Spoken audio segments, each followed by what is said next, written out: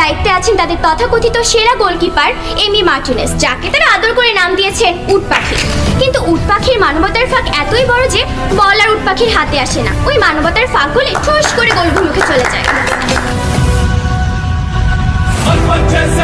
खड़ा है हद से ज्यादा ये रहा है 56 इंच का सीना ये है धरती।